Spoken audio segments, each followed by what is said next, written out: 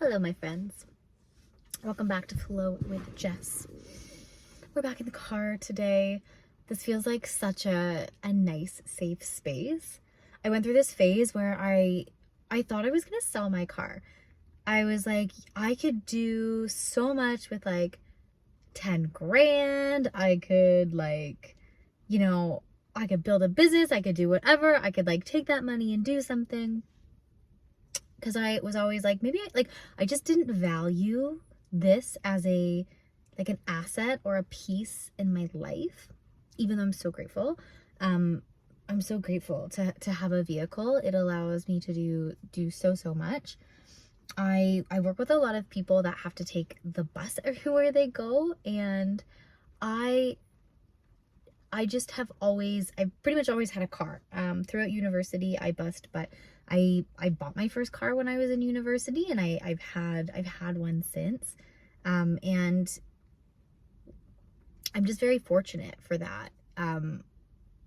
I was without my car. I had to go to work last week, and basically just life happened and I wasn't able to have my car, so I got dropped off. And at the end of the night, I was like, I guess I have to like call an Uber or take the bus.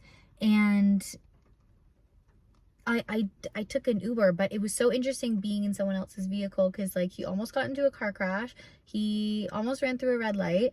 And I was like, okay, this doesn't feel very safe. Like, we were fine. I got home, but I remember thinking like, oh, that just like actually that didn't feel very good. And then I was remembering how I've always felt very safe in a car. I've always been afraid of flying. Planes, I've only been on a handful, but I had a really scary experience. I was alone on a plane. I was coming home from visiting my grandparents. I was 13, and I thought we were gonna crash. It was like super, super scary. And I was alone and I didn't know what to do. And it just was really, really terrifying. But being in cars, I've always felt very safe. I've always felt very protected. And there's been many, many moments where there's been like these really little like close calls, or my attention gets shifted and I avoid something that could have been bad, right? And I'm always like, thank you. Like, there's something about being in a car that just feels very, safe and protected. So I'm just trying to find appreciation and love for this space and for this vehicle that has allowed me to live this life that I have, because not everyone gets the opportunity to have this luxury, this asset in their life. So I'm just feeling very, very grateful. And it's been really nice to not have to worry about mic placement and camera angles and bringing videos into a different software and rendering. It's really beautiful to have the simplicity of just coming on, pressing record, and getting to basically upload a video as it comes out. So yeah, feeling really grateful for that. It is raining in my neck of the woods right now, and there's no sun. There's no sun. I don't know about you, but I always find that my mood always goes hand in hand with what's going on in nature. And I always find when it's raining to be a very cleansing time, and a time to like reflect and stay inside, and it kind of gets the waters within me turning, and I always feel just a little bit more emotional, a little bit more willing to share things that are a little bit deeper in nature, a little bit more watery. And then here I am feeling stuck. I'm like, yeah, but like, where, what story do you want to tell? What what's the vibe? What do you even want to say today on this day? How are you feeling? Sometimes I feel confused about I feel confused about purpose a lot.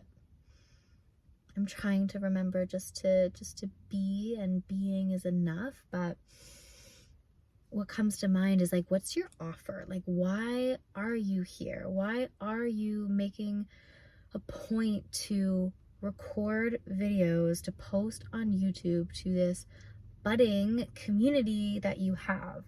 Like, we are right around the corner from hitting 1,000 subscribers. 1,000 people decided to hit a subscribe button on YouTube. They didn't have to. And there are many, many reasons why people do, but it means a lot, and it's just so fascinating to me, so fascinating to me that this is my reality. And this is something that I've chosen to do. And I still kind of don't know why. And that's kind of what I'm feeling. I still don't know why. I feel like I have to have an offer. I feel like I need to come on here and be like, okay, so like go into the description box below and there you're going to find my downloadable content of da-da-da. Like, it's so wild to me. It's so wild to me that I'm like, oh, I'm just doing this. Like, I'm just recording just for fun. Without having a specific reason. And I guess I'm like, what, like, and like in the beginning, you know, I would say, I'm like, what's like, what do you want to see? What do you want me to talk about? Like, what are you looking for? And then I was trying to record videos in that style, or talking about the things that people wanted to hear. And not that that was not authentic, but it did sort of feel like I wasn't able to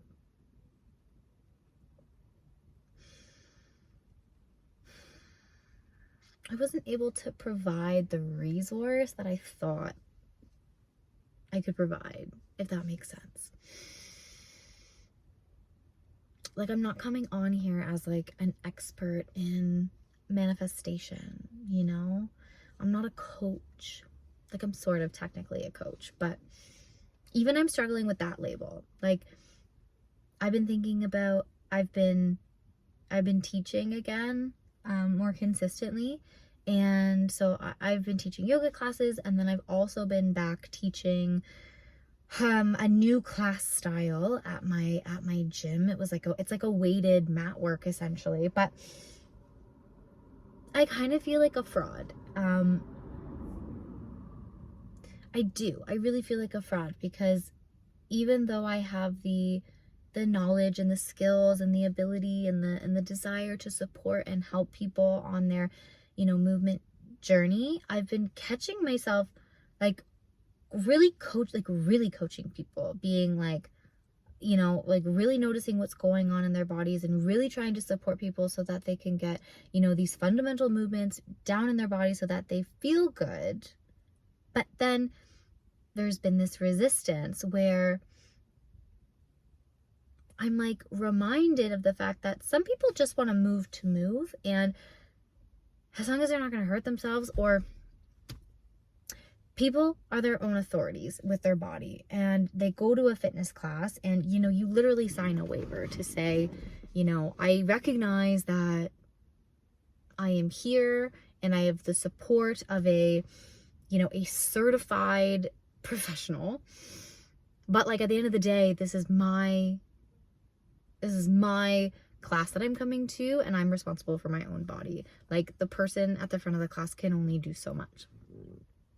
And I've been feeling like people don't want to hear my coaching.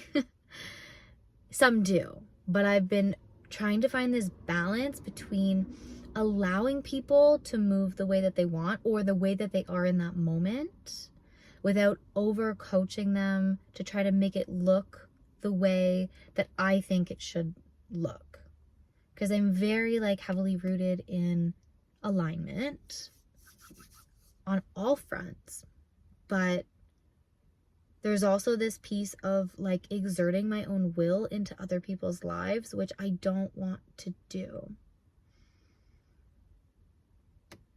I want people to feel empowered to keep showing up in the way that they are. And I want to be able to provide a space where they can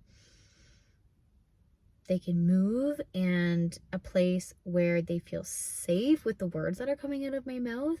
But at the end of the day, like, it's not my responsibility to control other people and encourage them to fit this mold of like the program that I've created. I had a really interesting experience where I had been struggling. So in the month of March, and we're already in May. So in the month of March, I was super like pumped up because I had created this really, really great class. I was very happy with it. Very, very happy. It was very well rehearsed. It was very well thought out, and it was prepped. It was ready to go.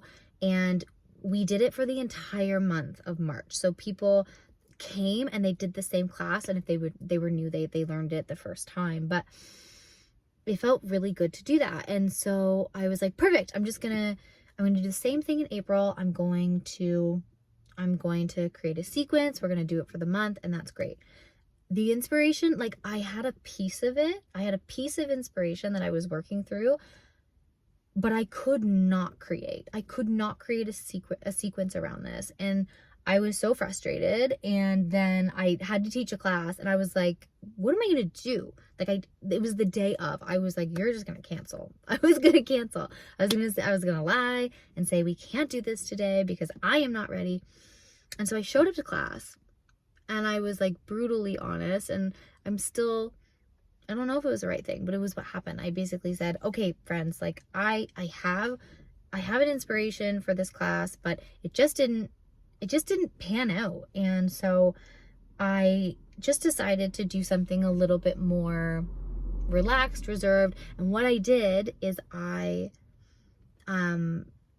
copied, I watched a video, a yoga with Adriene video, and it was one that I had done myself, like probably like 10 to 20 times in my past. I haven't done it in years, but something in me said that, full body deep stretch, red pants. So I went to that video and I reminded myself what it was, and I took it and I made a couple modifications. I always make things my own, and I presented that to the class. And one woman was like, this was great. And I was like, thank you. I said, it's actually a yoga with Adriene video. It's called the full body deep stretch. She's in red pants. Like, it's just what we did today. And she's like, great, perfect. So we did that. And then I was hoping, I was like, okay, like, let's keep working on this sequence. We can still do it. It just didn't come to me. It just didn't work. So then I kind of threw it out, and I created a second sequence, another sequence, and it wasn't fully mapped out. Sometimes I don't fully map it out. It just is a general guideline that I bring in. It's not always fully, fully worked through.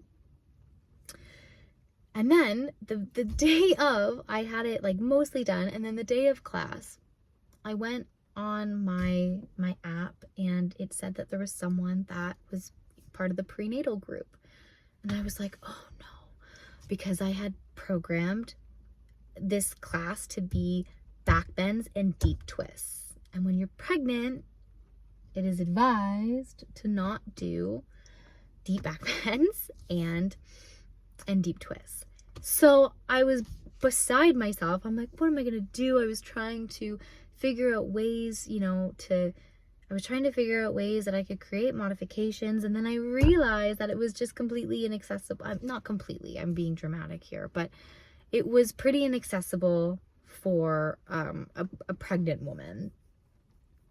And I was like, I don't have the time or the space or the capacity to make these shifts and changes before this class. So I threw it out the window and I came up with something else, and I went to the class, and turns out she was only like 8 weeks pregnant, and she would have been fine.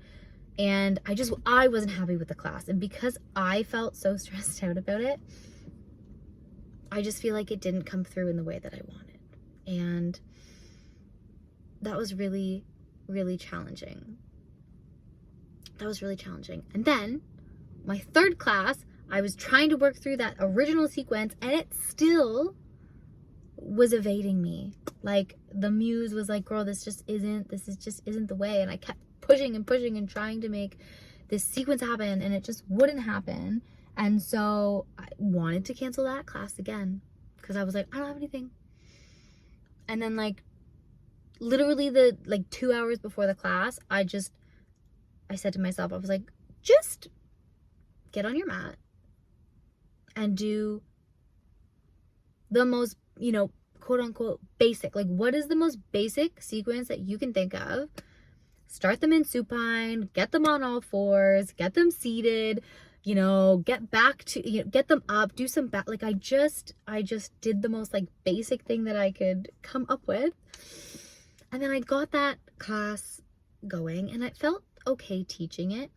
But what was happening is I had somebody that really hadn't done much yoga in their life.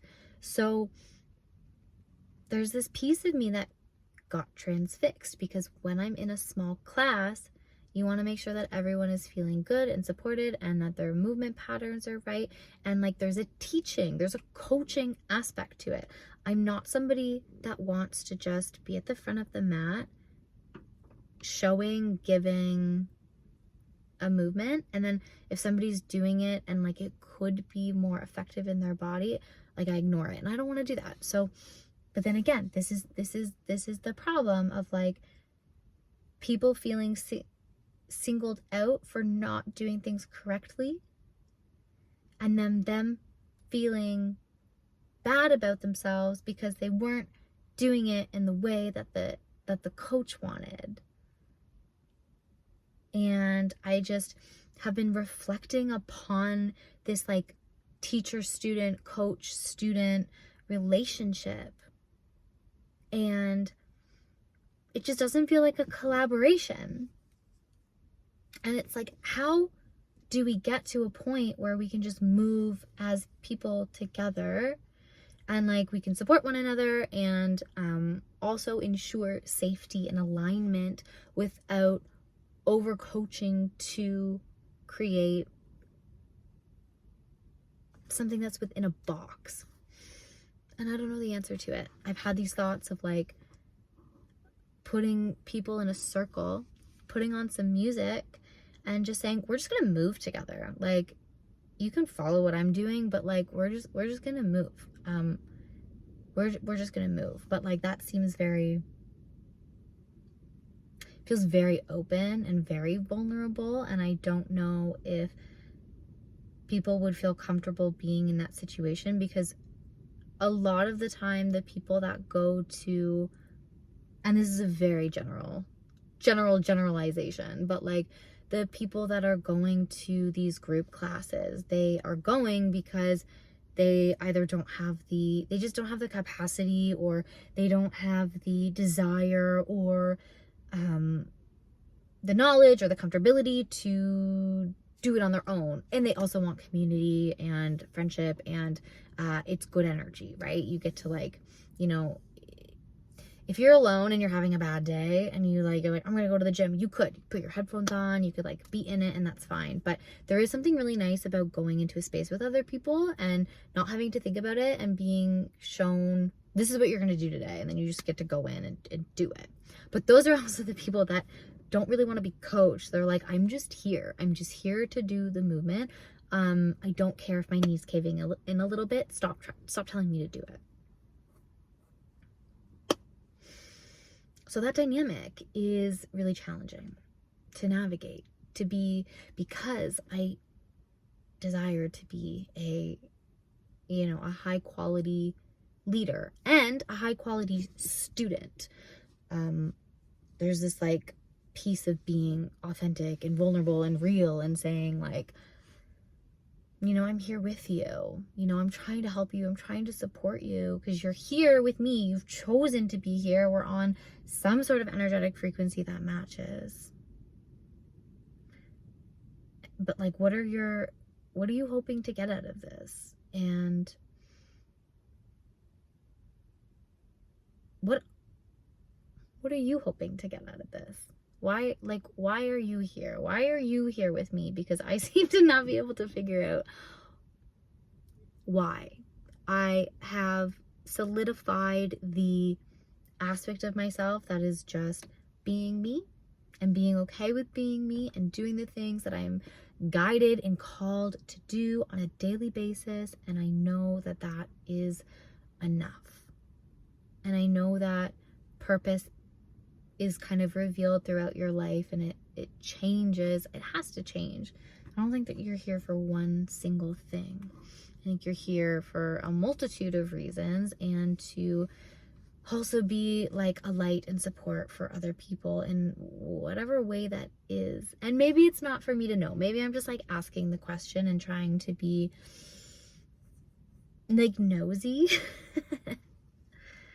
Maybe I'm just being nosy and wanting to know why people are here. Maybe it's me seeking validation, and I'm trying to not do that. So I don't know. Thanks for listening to me. If you're still here, thank you. It's been a cool ride, and really grateful, really grateful. So thank you for your time, thank you for your energy, and thank you for your comments and your kind words and your kind thoughts. And I am sending you love for wherever you are in this moment, and I look forward to our next chat.